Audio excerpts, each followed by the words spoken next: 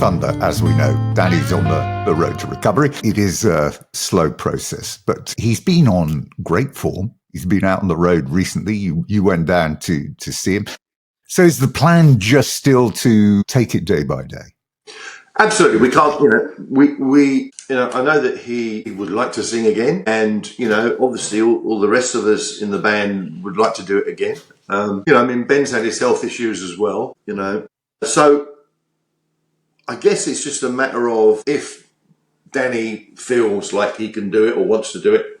He wants to do it, sorry, I'll rephrase that. He feels like he's capable of doing it as well as he wants to do it. That's the thing, because he's a real perfectionist. And I think if he felt like he couldn't do the sort of, I hate the word legacy justice, then I don't think that he would want to do it, which I completely understand. So it's really up to him. And the rest of us would all love to do it. I think we, as a band, it's an interesting thing, and obviously, as you worked out your stats earlier, I think there's 14 Thunder studio albums. Is that right? Yeah. So I think if he felt up to it again and wanted to do it, felt he could do it justice, and we did it, and we could do it without making a record. I think we could go out and tour and just do like a greatest hits tour, or maybe we could do all of Laughing on Judgment Day, whatever. I think there's all sorts of things. Yeah.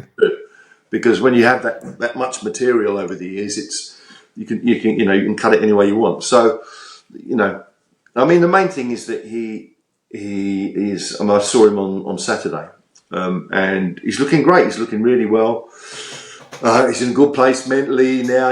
He's. I think that spoken word tour that he did was very good for him. It got him on the stage in front of people again, because when something like that happens to you, obviously it's a massive blow to your confidence physically. And so, he's having to kind of rise up and deal with all those kind of challenges as well. So when I spoke to him a couple of months ago, this was on the eve of the tour, he was very, very candid. And he just said, look, I said to the guys, I was quite open.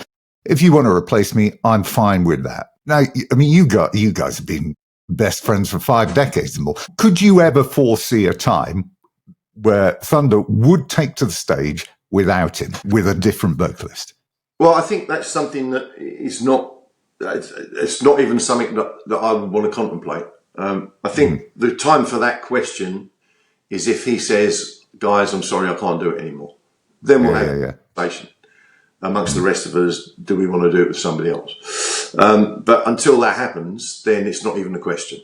And if Danny did say, I can't do it anymore, and we had the discussion, I really don't know how that would go. I think, like I said, it's hard to even conceptualise that position, because until he's kind of in a position where he feels like he just can't do it anymore, then I don't know. And I don't know how I would feel about it personally either. There's so many issues that would bring forth that it's hard to be able to objectify it at all, really, at this moment. We'll see.